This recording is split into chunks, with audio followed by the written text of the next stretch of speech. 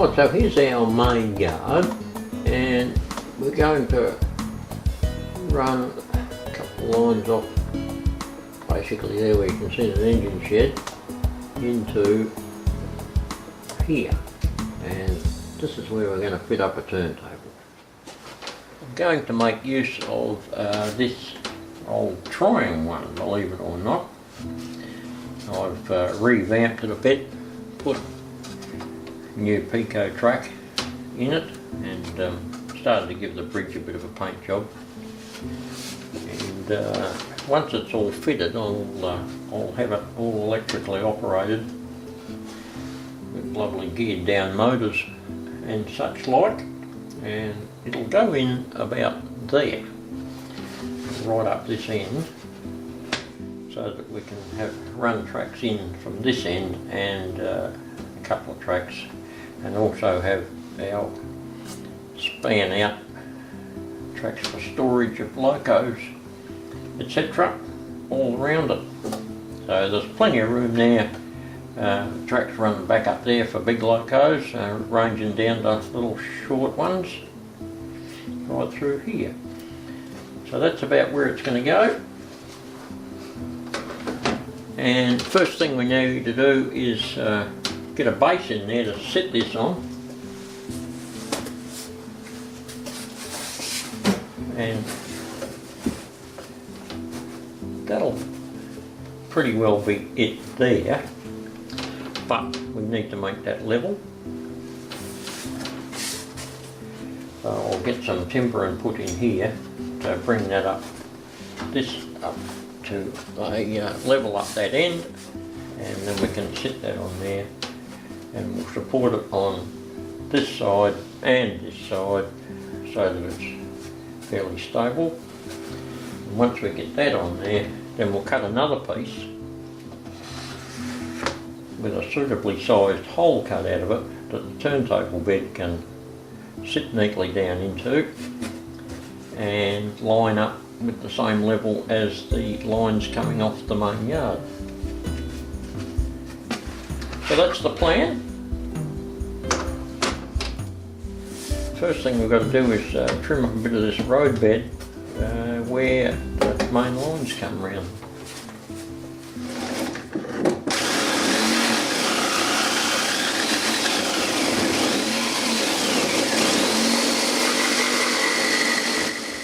A bit of a test fit.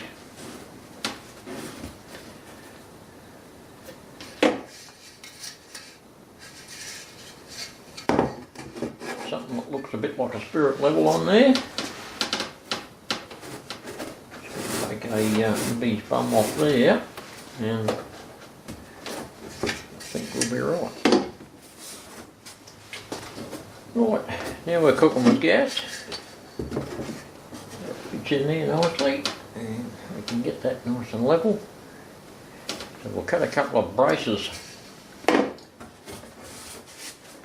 put there and there, and make an L-shaped piece to go out there to support it over on this side. Got our base piece down, and the next trick is to cut a piece out that will fit on top of that, pretty well the same size, maybe a little bit bigger, and then we make a hole in that top piece to fit our turntable into, so that we end up with that level at the edge of the pit all the way around. So we'll go and find another bit of MDF somewhere in the shed and cut it to suit. Cut the top layer out of the turntable area, a hole in it where the turntable goes,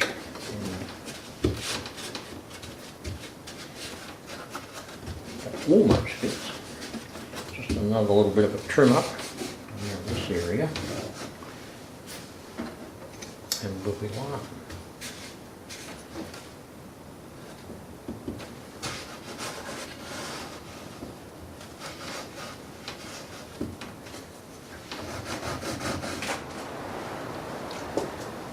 Okay,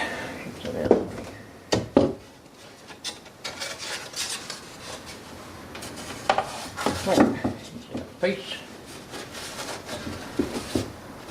In there, that sits in there right there now.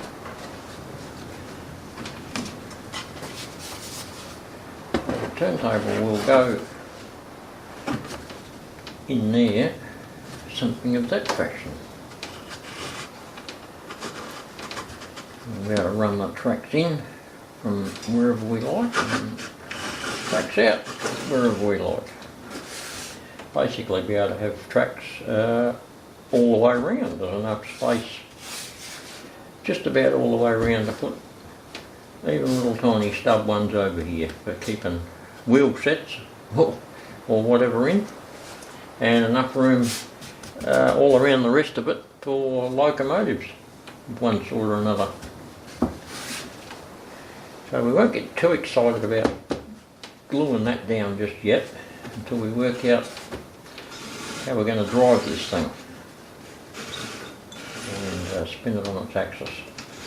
That'll require a bit of thought, so for the time being I think I'll just put a couple of screws in this base, this top piece here, and work on it from there. Have a bit of a thought experiment on it. I'm cutting out a whole heap of these little pieces of 3mm MDF, which is just as wide as the sleepers are, to put down all around the outroads from the turntable to put all our small pieces of track on.